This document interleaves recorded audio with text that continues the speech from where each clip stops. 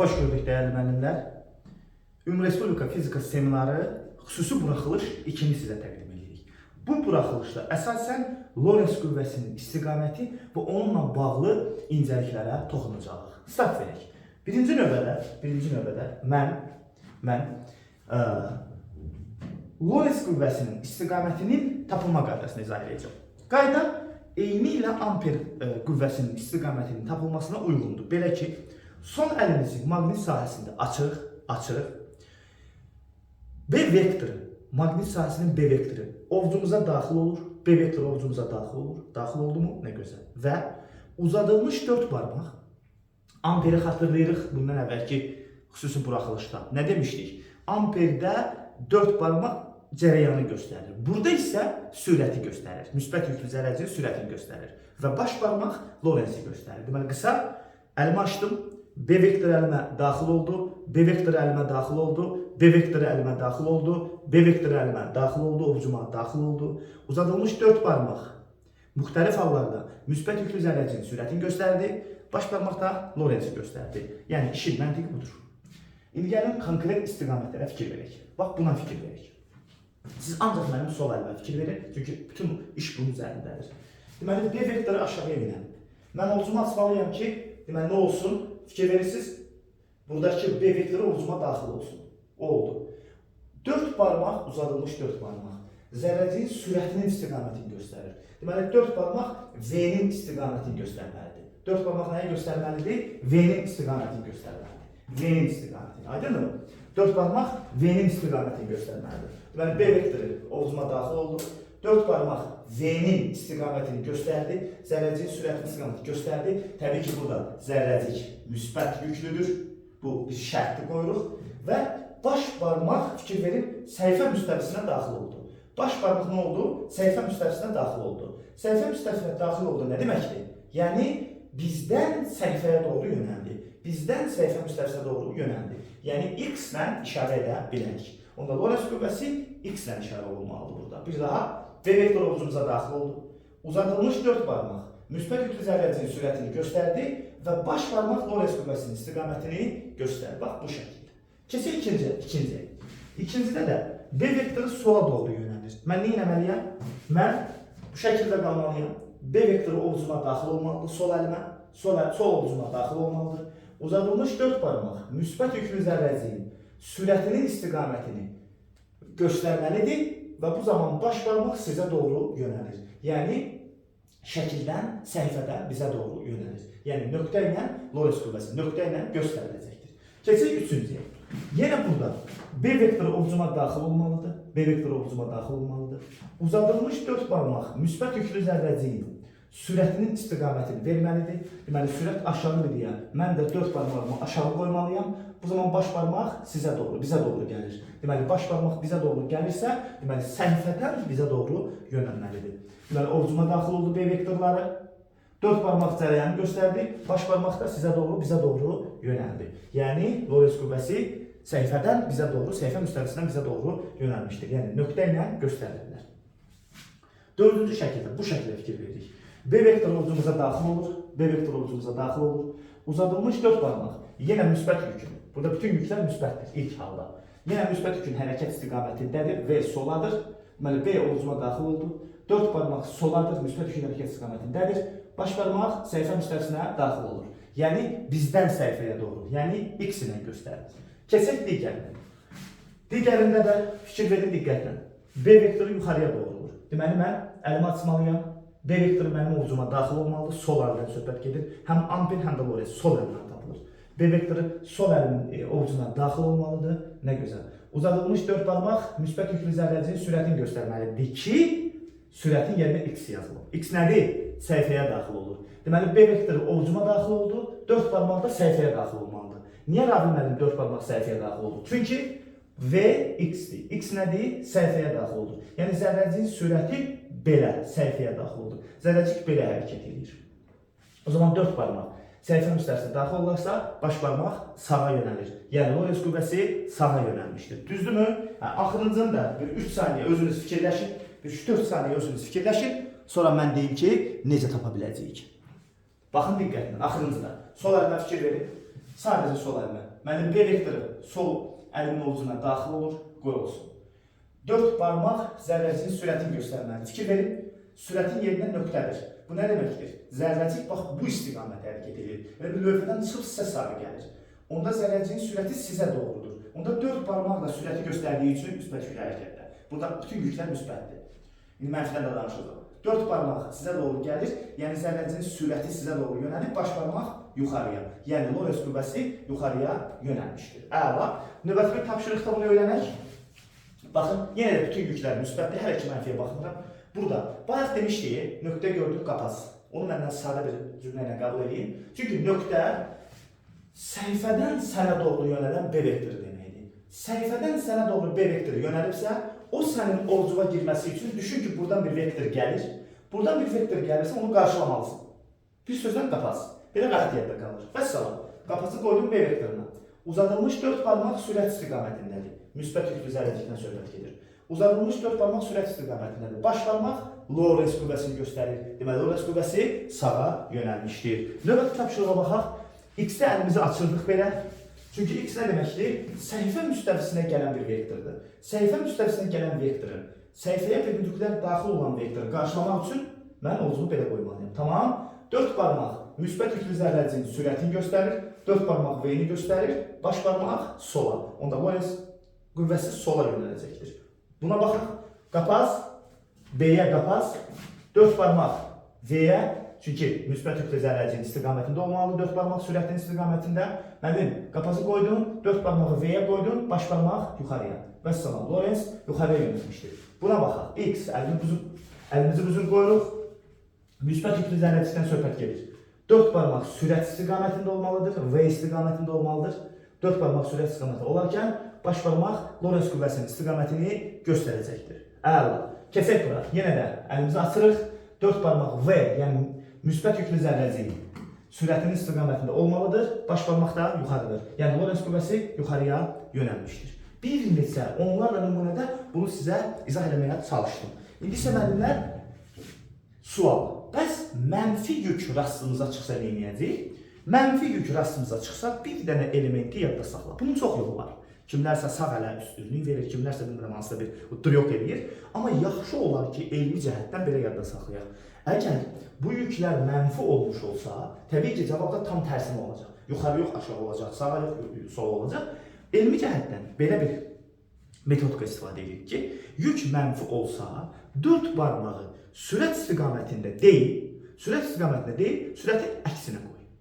Mənfi yükdə belədir. Sürət istiqamətində deyil, sürətin əksinə qoy. Əla. İndi konkret baxaq. Məsələn, bu suala baxın. Zərrəciyimiz müsbətdir. Müsbətdirsə, onda X görəndə B vektoru X-dirsə, yəni səhifəyə daxil olur. Səhifəyə daxil olan B vektorunu belə qarşılayıram. Əla. Uzadılmış 4 barmaq sürət istiqamətindədir, müsbət yükün. Baş barmaq soladır. Onda amper qüvvəsi sola, amper yox, burada Lorenzdir. Lorentz qüvvəsi sola yönəlmişdir. Lorentz qüvvəsi sola yönəlmişdir. Düzdürmü? Əla. Qısa bir şey deyim. Lorentz qüvvəsinin amper qüvvəsinin fərqini bilirsiniz. Bilirsiniz Lorentz qüvvəsinin amper qüvvəsinin fərqi nədir? Mühüm bir fərqi var. Kiçik bir fərqi var. Əslində kiçik fərqdir o. Amper naqilə təsir edir. Naqilə, bütöv məftilə. Yenə maqnit sahəsində. Lorentz bir zərrəciyə. Bir dənə zərrəciyə. Bir zərrəciyə Lorentz təsir edir. Bütün məftilə, bütün naqilə amper təsir edir. Fərq budur. Mahiyyət amma kök ama yeni şeydir. Burada da müəllimlər mənfi zərrəcikdir. Hə, yaxşı. Deməli, bu artıq bunun əksidir. Belə ki, diqqətlə baxın. X-dirsə, əlini bu cür qoyun. Uzadılmış 4 barmaq, bu sözə fikir ver. Uzadılmış 4 barmaq yük mənfi olduğu üçün V üzrə deyil, sürət üzrə deyil, sürətin əksi üzrə qoyulmalıdır. 4 barmaq mənfi yükdə sürətlə yox, sürətin əksinə uyğun gəlməlidir. Əlimi belə açmışam, sürətin əksinə uyğun gələndə baş barmaq sağa doğru olmuş olur. Sağda nədir? Lorentz qüvvəsinin istiqamətidir. Baş barmaq Lorentz qüvvəsinin istiqamətidir. Burada kiçik bir qeyd edəcəm müəllimlər. Bu dönmə proseslərində bəzi müəllimlər əllərini fırladır. Məsələn, deməli, əvvəlcə əlini belə qoyubdu, 4 barmağı sürət tərəfə qoyub. Birdən-birə görür ki, yük mənfidir. Tez-tez xatırlayır ki, Ravman demiş ki, mənfi yükdə sənin 4 barmağın sürəti yox, sürətin əksini göstərməlidir. Bunu döndərəndə səhvən belə döndərir. Burada böyük bir problem yaşanır. Əsasən belə döndərir. Onda əlimi belə qoysam, Lorenz güya sola olmuş olur. Bunu döndərəndə belə döndərmə. Əlinin içini saxla bu şəkildə. Saxla bu şəkildə belə döndər. Yəni bunu 4 barmaqlı belə eləyərək əksinə döndər. Belə eləyərək yox. Yəni əlinin içi çölü fırlana bilməz. İçi çölü eyni bir şəkildə qalmalıdır. Əks halda B vektorunu doğru göstərməmiş olacaqsan.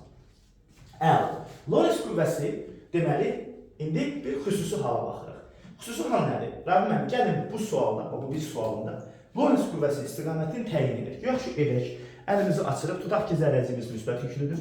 Əlimizi açırıq, B vektoru ovucumuza daxil olur, sol əldən söhbət gedir. İndi uzadılmış 4 barmaq V-ni göstərməlidir. Mən əlimi belə qoymuşam ovucumu. B vektoru ovucuma daxil olur. 4 barmağı necə aşağı qoyulur? Sındırır mı barmaqlarını? Mümkün olmur. Çünki bu halda Lorenz qüvvəsi sıfıra bərabərdir. Yadda saxlayırıq ki, zərrəciyin sürəti, necə ki amperdə cərəyan, zərrəciyin sürəti B vektoruna paraleldirsə 0 dərəcə. Paraleldirsə, o zaman Lorenz qüvvəsi sıfıra bərabərdir. Sıfır olduğu üçün də onu sol əlindən tapmaq mümkün deyil. Gözəl, qəşəng. İndi dəyərli müəllimlər, diqqət. Xüsusi hallara keçirik. Zərrəciyin trayektoriyasının təyini. Lorenz qüvvəsinin istiqamətini biləndən sonra maqnit sahəsində bir çox məsələləri asan bir dənə sol əl qaydasına həll edirik. Deməli, bizə zərrəciyi verir və bu zərrəciyin istiqamətini, hərəkət istiqamətini müəyyən edin. Fikirləşin, hərəkət istiqaməti nə deməkdir? Yəni o zərrəcik hara gedəcək? Zərrəciyin gedəcəyini kim təyin edir? Qüvvə. Deməli, mən qüvvəni bilməliyəm ki, o qüvvənin bu zərrəciyi hara göndərəcəyini təyin edim. Elə bil ki, evdə ata uşağı deyir ki, oğlum get mağazadan bir çörək al. Burada ata qüvvəni, oğlunu göndərir və hara göndərdiyini bilir. Deməli, zərrəcik, yəni uşaq hara gedəcək? Mağazaya. Kimin sözü ilə, kimin təkidlə? Atanın. Burada da Lorenz bizi göndərir. Lorenz bizə deyir ki, sağa gedin, sola gedin. Təbii ki, müsbətə bir başqa, mənfiyə bir başqa. Onu da indi qeyd edirik, getdik. Hər kəs bu şəklə baxsın. Maqnit sahəsidir. B vektoru verilmişdir, bəllidir. Göz qabağındadır. Yəni, əlimi tutacağını bilirəm. B vektoru səhifəyə daxil olur. Onu qarşılamaq üçün, B vektorunu qarşılamaq üçün mən əlimi belə tutmalıyam. B vektoru əlimə daxil olsun deyə. Gözəl. İndi baxın. Deyir, bax, bu zərrəcik müsbət yüklüdür. Yəni, yekə müsbət yazaq bura. Bu birisi zərrəcik mənfi yüklüdür. Düzdürmü? Bu birisi yazıqsa sıfırdır. Bu yazığın yükü yoxdur. Bizə sual verir ki, bu zərrəciklərin hərəkət trayektoriyalarını müəyyən edin. Biz bir şeyi xatırlayırıq. Lorenz mövzusunu keçəndə, bu dərsimiz Lorenz mövzusu deyil. Burada sadəcə olaraq istiqamətlər öyrənilir, təkrarlanır. Lorenzi keçəndə belə danışmışdıq ki, zərrəcik sahəyə perpendikulyar girərsə, zərrəcik fərq etməz, müsbət mənfi zərrəcik. Sahəyə perpendikulyar girərsə, necə hərəkət edir? Çevrə üzrə hərəkət edir. Zərrəcik sahəyə perpendikulyar girərsə, necə hərəkət edir? Çevrə üzrə. Mənə aydındır ki, bu zərrəcik bu sahəyə perpendikulyar girir. Bu zərrəcik bu sahəyə perpendikulyar giribsə, deməli mütləq çevrə üzrə hərəkət etməlidir. Yaxşı, niyə bu cür çevrə? Bəlkə bu istiqamətdə çevrə. Hansı doğrudur? Necədir məsələ? Onu gəlin öyrənək. Bunun üçün zərrəciyi girən nöqtədə, zərrəciyin giriş nöqtəsində Lorenzi təyin etmək lazımdır. Və bilmək lazımdır ki, Lorenz həmişə həmin çevrəni mərkəzinə yönəldir. Bunu biləndən sonra iş asanlaşır. Getdik. Rabi müəllim, əlimizi tutduq. Bu şəkildə x olduğu üçün vektoru oxu siz atmışsınız. Siz atmışsınız, mən qarşılamalıyım. Səhifənin içinə doğru, səhifəyə daxil olur. Əla. Uzadılmış 4 barmaq zərrəci müsbətdirsə özü istiqamətində. Müsbət olanda həmişə 4 barmağı V-yə tərəf qoyursan. Müsbətdir. Əlimi açdım. Baxın, belə fırlatma. Əlimi açdım. 4 barmağı belə qoyuram. Əlimin içini siz görməlisiniz. Çünki B vektoru dəyişməz. Tamam? 4 barmaq oldu V istiqamətində. Baş barmaq Lorenzi göstərir. Onda baş barmaq Lorenzi göstərir. Yəni sağa. O zaman çevrəni elə çəkməlisən ki, trayektoriyanı elə çəkməlisən ki, onun tutaq ki, mərkəzi buradırsa, Lorenz qüvvəsi həmişə mərkəzə doğru yönəlmiş olsun. Sən çevrəni belə çəksəydin, onda Lorenz tam tərs yönəlmiş olardı və böyük bir xəta etmiş olardı. Bitdi. O zaman fikirləşin, trayektoriya belədirsə, onda zərrəcik gəlir, həmin trayektoriya üzrə saat əqrəbinin əksi istiqamətində çevrə üzrə hərəkət etmiş olur. Gözəl. İndi bu müsbət yük idi. İndi görəsən mənfi yükdə bu hadisələr necə baş verir? Zərrəcik girir sahəyə. Belə mi gedir? Belə mi gedir? Necə gedir? Gəl ona baxaq. Eyni şəkildə. Əlimi belə tuturam, çünki B vektoruna görə. Uzadılmış 4 barmaq mənfi olduğundan sürət istiqamətində yox, sürətin əksi istiqamətində. O zaman 4 barmağı belə tuturam. O zaman baş barmaq soladır. Yəni Lorentz qüvvəsi sola yönəlir. Yəni sola yönəlir. Deməli bu da gəldi, çatdı bu sahəyə giriş nöqtəsinə. Lorentz onu bu tərəfə yönəltdi. Yəni Lorentz həmişə çevrənin mərkəzinə doğru yönəlmiş oldu. Vəssalam, şübhəm. Bu da sahəyə girişdə trayektoriyanın təyin olunması. Bir şey qaldı. Mənim bəs buradakı yüksüz zərrəciyin aqibəti nə oldu? Yüksüz zərrəciyə F Lorentz QVB sinus alfa təsir edən deməli Lorentz sıfırdır. Yüksüz zərrəcik sahədə meyil etmir. Neutrondur, fotondur, tutaq ki, qamma şüalardır. Bunlar nə edirlər? Bunlar meyil etmirlər. Elə gəldikləri kimi də kör-körana deməli sahəni tərk edirlər. Kənar qüvvələrin təsiri nəzərə alınır. Əla, gözəl, qəşəng.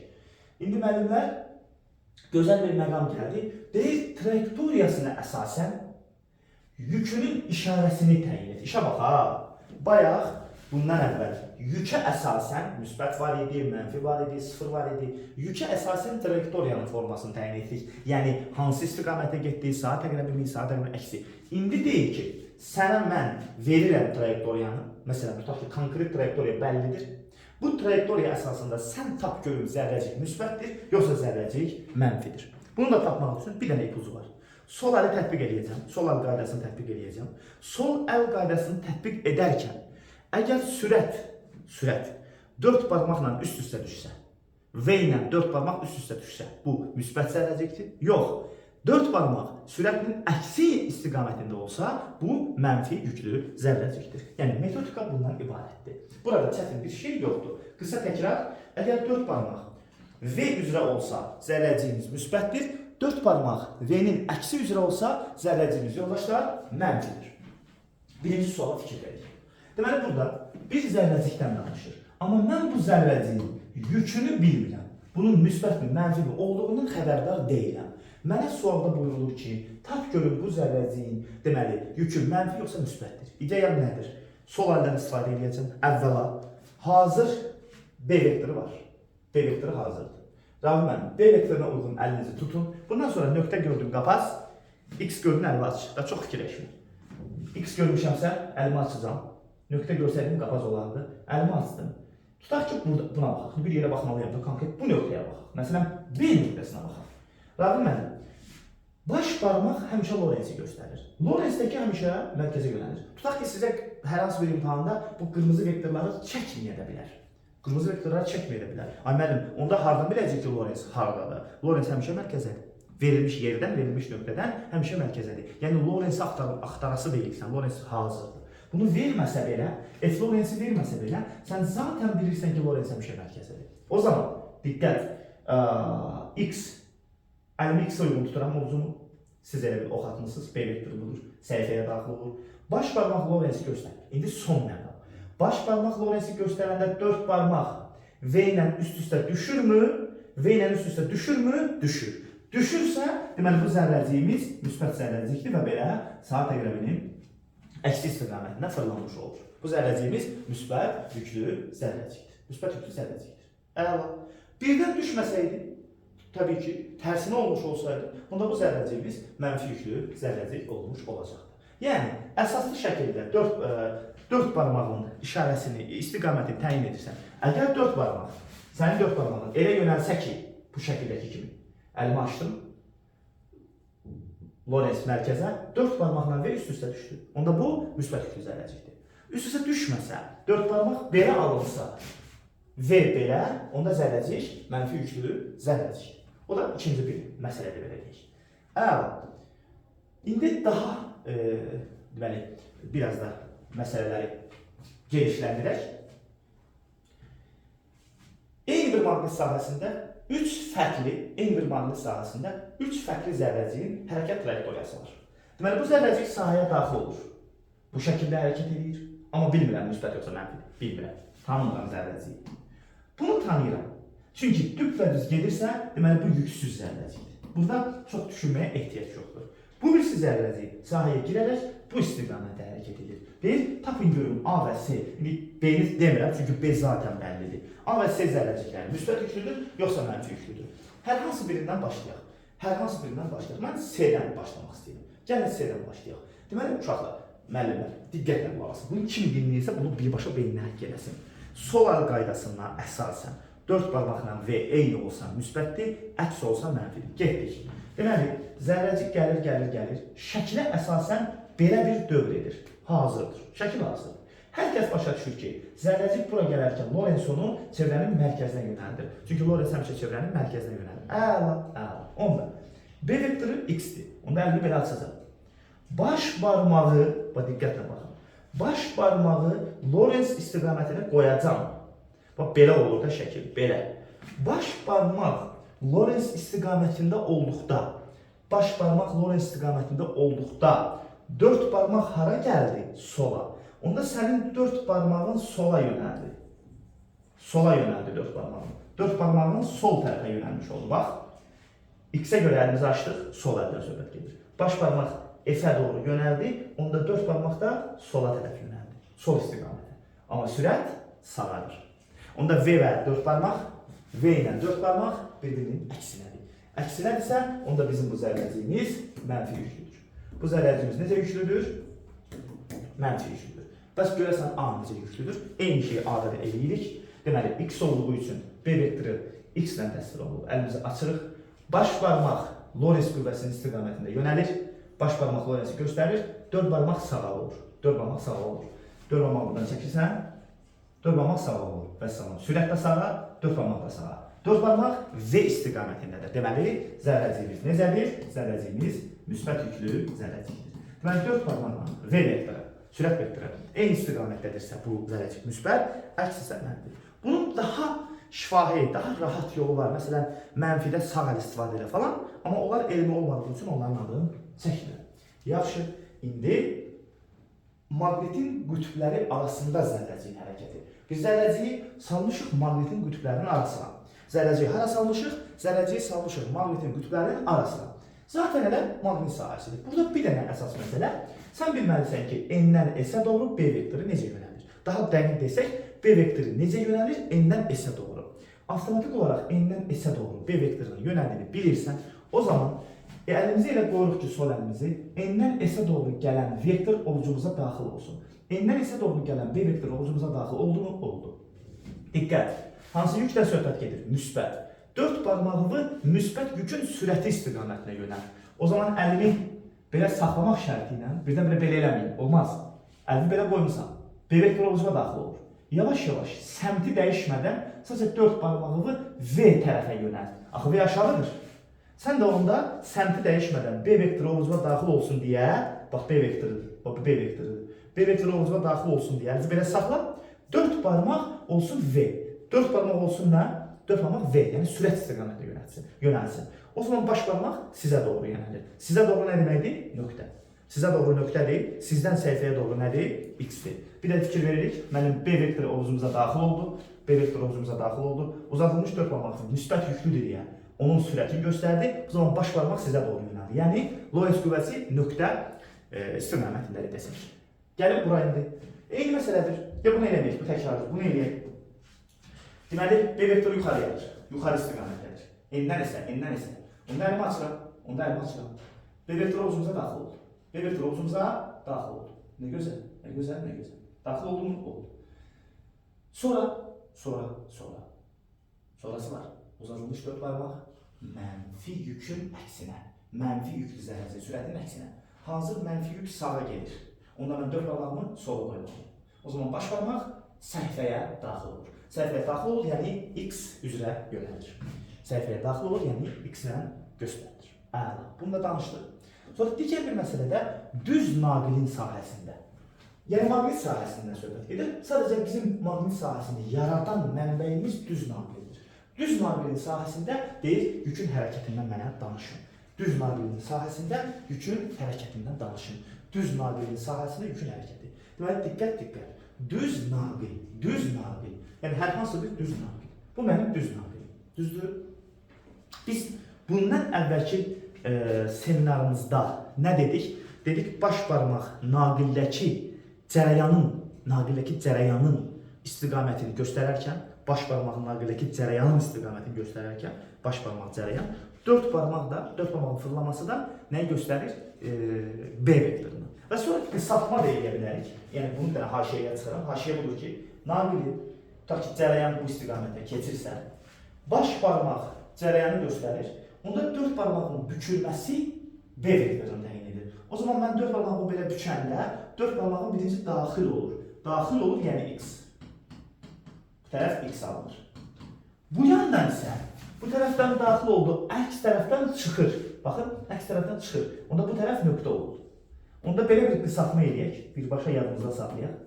Cərəyanın sağı həmişə X olur, solu həmişə nöqtə olur. Yəni cərəyanın naqilinin sağ hissəsində, sağ yarımfəzada X istiqamətində, sol yarımfəzada isə nöqtə istiqamətində deməli maqnit sahəsi yaranmış olur. Əla, gözəl. İndi isə onu burada təsvir edək. Əvvəlcə ancaq bu şəklə baxın və hər kəs ancaq bu şəklə baxsın. İkinciyə baxmayın, o digər məsələdir. Rahil müəllim, cərəyanımız bəllidir. Cərəyanın sağı X-dir, B vektorunda söhbət gedir, yəni solda nöqtədir. Solundan danışmıram, çünki solda söhbət yoxdur, solda heç bir nümunə yoxdur, sağdan danışıram. Deyil bir müsbət yük, bu bir müsbət yük, bu sahədə hərəkət edir. Tap görün, ona təsir edən Lorentz necə yönəlmişdir. Bunu tapmaq üçün mən birinci sol əldən istifadə edəcəm. Düşünün, əvvəlcə sağ əldən istifadə edik. Sağ əl qaydasına görə, sağ yerli burğu qaydasına görə dedik ki, cərəyan yuxarıdırsa, B vektoru bu tərəfdən daxil olur, bu tərəfdən çıxır. Bu sağ yerli burğu qaydasıdır. Sağ yerli burğu qaydasını bilərək, yəni bu bir bünövrədir bizim üçün. Bu bünövrə əsasında tapdıq ki, cərəyanın sağı X-dir, yəni maqnit sahəsinin vektoru. Tapdıq o B vektorunu. İndi B vektorunu bilərək sevinirik, onun əsasında Lorentzi tapırıq. Çünki Lorenzdə sən sol əlini necə qoymağını bilməlisən. Və salam. Əlimizi açırıq, yəni burada dayanaq. Əlimizi açırıq. X olduğu üçün B vektoru ucumuza daxil olur. Hansı yükdür? Müsbət. Müsbətdə qayda nədir? Dört barmaq V ilə üst-üstə düşür. Əlimi aç, açdım. Sol əl, sol, sol. Dört barmaq V ilə üst-üstə düşür. Dört barmaq V ilə üst-üstə düşsə, baş barmaq yuxarıdır. Baş barmaq yuxarı yönəlir. Yəni Lorentz yuxarı yönəlir. Bu da həmin məsələdir, oxşar məsələdir. Yenə də naqilin sağı X, solu nöqtədir. Solu mənə maraqlı deyil. Çünki solunda bir zərrəcik yoxdur. Sağı X-dir. Burada fikirləşin, naqildə cərəyan aşağı axır. Aşağı baxanda, elə bir üzü aşağı baxanda sənin sağ tərəfin bura olur. Bax, bu cür yadda saxlayın. Amma üzü yuxarı baxanda, bax, üzü yuxarı baxıram, sağ tərəfin buradır. Sol tərəfin buradır. İndi üzü aşağı baxanda, elə bir özünü burada hiss eləyəndə, üzü aşağı baxanda, üzü aşağı baxanda sağ tərəfin bura olur, sol tərəfin bura olur. Buna fikir verin. Naqilin sağı X-dir. Əlimi bu cür qoyuram. Uzadılmış dört barmaq mənfidir deyə, sürət istiqamətində deyil, sürətin əksinə qoyulur, baş barmaq yuxarı. Yəni, Lorentz qüvvəsi burada yuxarı istiqamətdə yönəlir dəyərli müəllimlər. İndi bir-iki dənə detallara baxaq. Biz bayaq dairəvi naqildən danışmışdıq. Dairəvi naqilin ətrafında maqnit sahəsindən danışmışdıq. İndi dairəvi naqilin ətrafındakı maqnit sahəsini bilirik, çox tələsmirik, çox sadə bir şeydir. Dairəvi naqilin ətrafındakı maqnit sahəsini tanıyırıq, bilirik. Deməli, baxın, bu mənim cərəyanım, bu təkrardır. Bu mənim cərəyanım, bu da B vektoru. Bu cərəyan, bu da B vektoru. Və salam. B vektoru nöqtədir. B vektoru nöqtə indi bu zərrəciyə təsir edən Lorentz istəyir. Və salam. B vektoru nöqtədirmi? Yəni sənə doğru ox atılıb. Oxu qarşıla. Nöqtəyə qapaz üsulu. Oxu qarşıla. Diqqət. Mənfi yükdür. Dört barmaq mənfi yükün hərəkətinin əksinə olmalıdır. Əksinə bax, əli burada belə çevirmə. Ən böyük səhv əli bu şəkildə çevirməkdir. Belə olmaz. B vektoru bizə doğru yönəlir. Qarşılayırıq onu, ovucumuz sizə daxil olur. Dört barmaq mənfi yükün sürətinin əksinə olur. Onda Lorentz sol tərəfə yönəlir.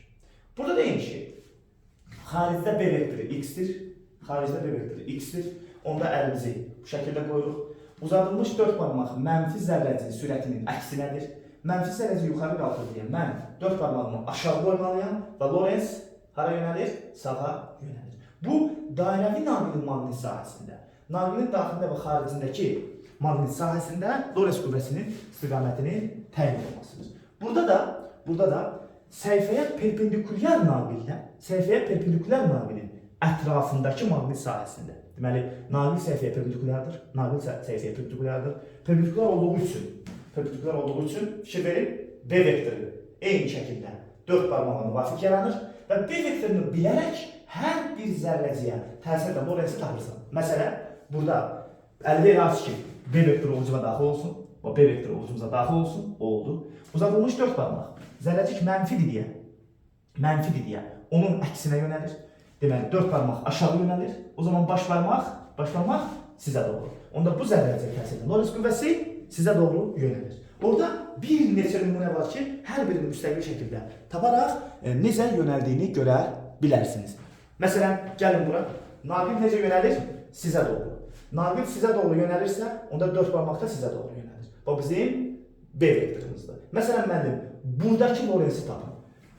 B vektoru belə yönəlirsə, B vektorunu qarşılayıram, ovucuma daxil olur. Uzadılmış 4 barmaq. Bu mənfidir axı. Mənfi yükün sürətinin əksini göstərir. Mənfi yük yuxarıdırsa, mən 4 barmağımı aşağı qoymalıyam. Aşağı qoydum mu, bu zaman baş barmaq hara gedir? Baş barmaq səhifəyə daxil olur. Deməli, buna təsir edən Lorenz X-dir. Yəni, səhifəyə daxil olur. B vektorunu qarşıla, uzadılmış 4 barmaq. V-nin əksinə, çünki mənfidir. V-nin əksinə baş barmaq lövhəyə, səhifəyə daxil olur. Yəni, nə olur? Bizdən şəkil müstəvisinə doğru. Bizdən şəkil müstəvisinə doğru yönəlmiş olur. Sizin üçün bir neçə nümunə göstərmişəm. Mən elə gəlir ki, bugün bu seminarda biz Lorenzi yaxşıca öyrəndik. Yaxşı, gəlin. Bunu da eləyək. Deməli, fikir verin. B vektoru belə yönəlir. Bu B vektorudur. B vektorunu qarşıladım B vektorunu müəllim. Uzadılmış 4 barmaq. Zərrəcik mənfi daxil. Mənfi yuxarı gedir. Mənfi yuxarı gedirsə 4 barmaq onda aşağı olmalıdır. O zaman baş barmaq sizə doğrudur. Yəni, ona təsir edən Lorenz qüvvəsi nöqtədir. Yəni, sizə doğru yönəlmişdir. Bu da səhifə müstəvisinə